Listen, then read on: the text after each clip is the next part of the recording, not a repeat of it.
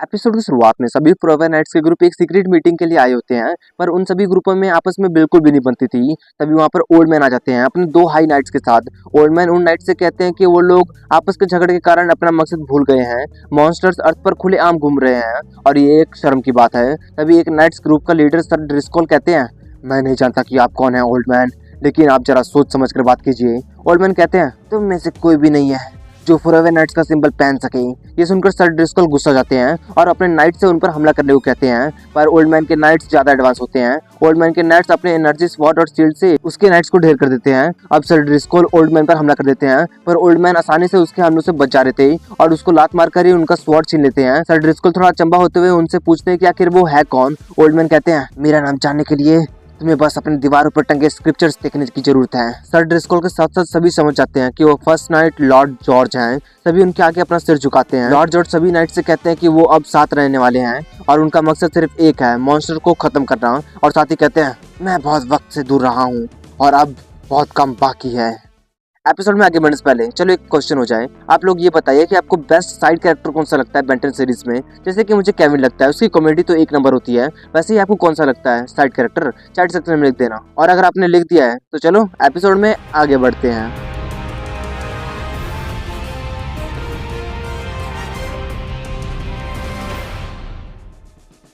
एक सुनसान जंगल में दो लव बर्ड्स अपना काम कर रहे होते हैं। वो दोनों आपस में किस करने ही वाले होते हैं कि वहाँ पर ओल्ड मैन जॉर्ज के नाइट्स आ जाते हैं और उनका किस अधूरा रह जाता है। वो नाइट्स उस लड़के को नीचे उतरने को कहते हैं गाड़ी से। वो दोनों लड़का लड़की फोरएवर नाइट्स को समझाने की कोशिश करते हैं कि उन दोनों ने तो अभी तक कुछ किया ही नहीं है, पर वो नाइट्स सुनने की बजाय उस लड़के के मुंह पर गन से फायर कर देते हैं। उस लड़के का मास्क नीचे गिर जाता है और वो कोई और नहीं पियर्स होता है। वो लड़की पियर्स का चेहरा देखकर बुरी तरह डर जाती है और वो डर कर वहाँ से भाग जाती है। पियर्स अपनी गर्लफ्रेंड खोने पर उन नाइट्स पर गुस्सा करने लग जाता है, पर वो नाइट्स उसे कहते हैं कि वो अर्थ छोड़कर चला जाए, नहीं तो वो तबाह हो जाएगा। पर पियर्स जाने से मना कर देता है क्योंकि वो एक प्लम्बर था और वो वहाँ रह सकता था।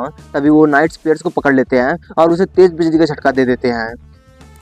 दूसरी तरफ बेन, केविन और ग्वेन ट्रॉम्बुलेटर नाम के एलियन से लड़ रहे होते हैं। बेन एनर्जी एलियन में बदला हुआ था और ट्रॉम्बुलेटर के पैरों के नीचे की जमीन पिघलाकर लावा बना देता है और फिर से जमा देता है। केविन अपने बड़े हाथों से ट्रॉम्बुलेटर को जोर से मारता है। वो दूर जाकर गिरता है, फिर उसे ज्यादा कुछ फर्क नहीं पड़ता। वो उठता है और वहाँ से भागने लग जाता है। एनर्जी फिर से उसे रोकने के लिए अपना हाथ आगे बढ़ाता है, पर तभी उनके बीच में एक स्पेसशिप लैंड होती है और ट्रॉम्बुलेटर बचकर वहाँ से भाग जाता है। वो शिप आरजेट का था।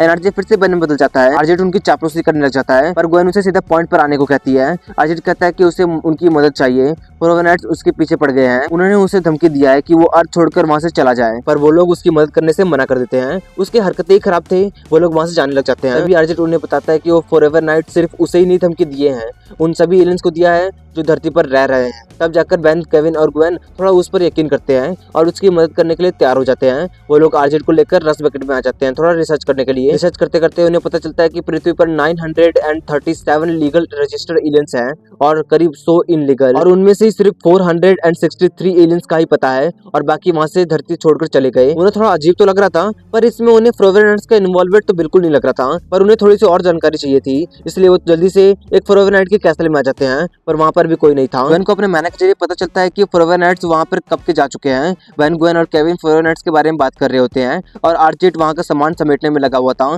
समेटने के चक्कर में आरजेट एक रोबोट ड्रैगन को जगा देता है। वो ड्रैगन उन सभी पर तेजी से हमला कर देता है। बेन जल्दी से लॉर्ड स्टार एलियन में ट्रांसफॉर्म हो जाता है और केविन जल्दी से आर्मर को सूख लेता है। लॉर्ड स्टार को केविन को देखकर कुछ आइडिया आता है। केविन जल्दी से एक नुकीली एरो में बदल जाता है और लॉर्ड स्टार अपने मैग्नेटिक पावर से केविन को ड्रैगन पर जोर से फेंकता है। केविन ड्रैगन के आर पर चला जाता है और ड्रैगन वहीं पर ढेर हो जाता है। लॉर्ड स्टार फिर से बेन में बदल जाता है और केविन भी बिल्कुल ठीक था। वो लोग तेजी से वहाँ से निकल पड़ते हैं। केविन थोड़ा सोचती है, अगर हमें सभी एलियंस को प्लेनेट से भगाना है तो हमें सभी एलियंस एक जगह पर कहाँ पे मिलेंगे। केविन तुरंत समझ जाता है और उन्हें लेकर एलियन फूड ग्रोसरी स्टोर में आ जाता है। बेन और ग्वेन 12 साल बाद उस स्टोर में आए थे, पर वहाँ का शॉपकीपर बेन और ग्वेन को पहचानता था और उनके ग्रैंडपा मैक्स को भी। बेन उनसे फोरएवर नाइट के बारे में पूछता है, पर वो शॉपकीपर साफ साफ मना कर देता है कि वो उनके बारे में बिल्कुल नहीं जानते। ग्वेन को थोड़ा अजीब लगता है क्योंकि उस शॉप में एक भी कस्टमर नहीं था। ग्वेन अपने मेहनत के जरिए चेक करती है और उससे थोड़ा सा अजीब लगता है। ग्वेन जल्दी उनसे शॉप से निकलने को कहती है। बेन भी ग्वेन को देखकर समझ जाता है और वहाँ से चले जाते हैं। उनके के जाने के बाद वो शिप के ऊपर छुपे हुए एलियंस के पास आता है और उनसे कहता है कि वो नाइट्स नहीं थे, वो बेन टेनिसन था और उन्हें कुछ भी नहीं पता। तभी बेन, ग्वेन, केविन और आरजेट पीछे से आ जाते हैं। अब छुपाने का कोई फायदा नहीं था। वो सभी को आराम से बैठाता है और उनसे सब कुछ बता देता है। वो नाइट्स वहाँ पर परसों आए थे। उन्होंने कहा कि वो सभी को बता दे कि पृथ्वी सिर्फ पृथ्वी वासियों के लिए है और उन्होंने कहा कि वो लोग एलियंस को देखते ही ढेर कर देंगे और वो भी तड़पा तड़पा कर, और वो लोग दोबारा जरूर आएंगे। आरजेट बुरी तरह डर जाता है। उसका कहना था कि अगर फ्रोवेनाइट्स वहाँ पर आ रहे हैं तो वो वहाँ पर करेगा क्या। वो उन्हें छोड़कर वहाँ से चला जाता है। बेन, केविन और ग्वेन समझ जाते हैं कि वो नाइट्स कल थर्सडे को जरूर आएंगे।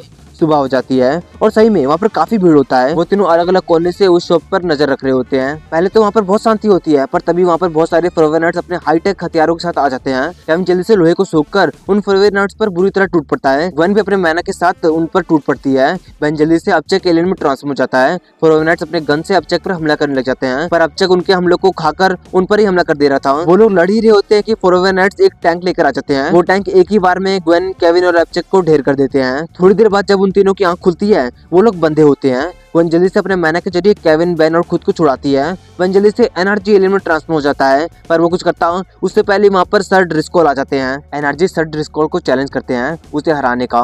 वो फिर से बेन में बदल जाता है। बेन कहता है कि अगर वो जीत गया तो उन्हें उन एलियंस को आजाद करना होगा और वो पृथ्वी के बाकी एलियंस को भी अकेला छोड़ देंगे। सर ड्रिस्कोल भी कहते हैं कि अगर वो जीत गए तो वो उन सभी को खत्म कर देंगे। बेन जल्दी से अल्टीमेट स्पाइडर मंकी एलियन में ट्रांसफॉर्म हो जाता है और सर ड्रिस्कोल अपने फ्लाइंग व्हीकल पर अपने किनेटिक गन के साथ तैयार हो जाते हैं और अल्टीमेट स्पाइडर मंकी की तरफ बढ़ने लग जाते हैं। और अल्टीमेट स्पाइडर मंकी भी एक बड़े से लकड़ को उठाकर उनकी तरफ बढ़ने लग जाता है, पर कोई फायदा नहीं था। Ultimate spider monkey sir night के हमले से बच नहीं पाता। वो दूर जाकर गिरता है। सर नाइट फिर से उस पर हमला करने लग जाते हैं, पर इस बार अल्टीमेट स्पाइडर मंकी अपने जाल से उनके व्हीकल को पकड़कर जोर से नीचे मारकर तबाह कर देते हैं। सर ड्रिस्कोल नीचे गिर जाते हैं। सर ड्रिस्कोल स्पाइडर मंकी पर अपने स्वॉर्ड से हमला कर देते हैं। अल्टीमेट स्पाइडर मंकी बचने की पूरी कोशिश करता है, पर sir night ultimate spider monkey पर एक बार कर ही देते हैं। अल्टीमेट स्पाइडर मंकी को बहुत तेज दर्द होता है। सर नाइट फिर से स्वॉर्ड से हमला करते हैं, पर इस बार अल्टीमेट स्पाइडर मंकी उसे पकड़ लेता है, पर वो सर नाइट्स को उठाकर दूर फेंक देता है। फिर सर नाइट को जोर से दीवार पर कुचल देता है। उनका सूट खराब हो गया था। अल्टीमेट स्पाइडर मंकी सर ड्रिस्कोल को हार मारने को कहता है, पर सर ड्रिस्कोल हार मारने को तैयार ही नहीं थे। अल्टीमेट स्पाइडर मंकी गुस्सा हो जाता है और सर नाइट्स के ठीक आंखों के सामने अपने टेंटिकल से जोर से मारता है। सर ड्रिस्कोल बुरी तरह डर जाते हैं। अल्टीमेट स्पाइडर मंकी फिर से बनने बदल जाता है और कहता है, तुम कुछ भूल गए हो, मैं बेन टेनिसन हूँ जिसके पास यूनिवर्स का सबसे ताकतवर हथियार है। मैंने हाइब्रिड के हमले को रोका, मैंने बिना कोई पावर इस्तेमाल किए मिल्गैक्स को हराया और मैं ना जाने फ्रोवेनाइट्स को कितनी बार हरा चुका हूँ। अब सुनो आगे क्या होगा। तुम इन कैदियों को आजाद करोगे और तुम वहाँ वापस चले जाओगे जहाँ से तुम आए हो और तुम इन एलियंस की तलाश करना बंद कर दोगे। और अगर तुमने ऐसा नहीं किया तो मैं वादा करता हूँ मैं तुम्हारा वो हाल करूंगा जो तुम जिंदगी भर किसी को मुंह दिखाने के हालत में नहीं रहोगे। सर ड्रिस्कोल समझ जाते हैं और उन नाइट्स को पीछे हटने को कहते हैं। वो वहाँ से सीधा ओल्ड मैन जॉर्ज के पास पहुंच जाते हैं, जहाँ लॉर्ड जॉर्ज कहीं जाने के लिए पैकिंग कर रहे होते हैं। सर ड्रिस्कोल अपने हार के लिए उनसे माफी मांगता है, पर लॉर्ड जॉर्ज कहते हैं कि ये सब इतना इम्पोर्टेंट नहीं है। उस टेनिसन और उसके दोस्तों को निपटाना चुटकियों का काम है। कल सुबह होते ही मैं निकल पड़ूंगा एक अच्छे काम के लिए। और उन्हें उनकी गद्दी संभालने को कहते हैं जब तक वो लौट कर नहीं आते। वो बस ये चाहते हैं कि वो जब लौटे सभी नाइट्स तैयार रहे। सर ड्रिस्कोल पूछते हैं किसके लिए। लॉर्ड जॉर्ज कहते हैं अपने जिंदगी की सबसे बड़ी जंग लड़ने के लिए। और इस सीरियस सिचुएशन के साथ ही ये एपिसोड यहीं खत्म हो जाता है।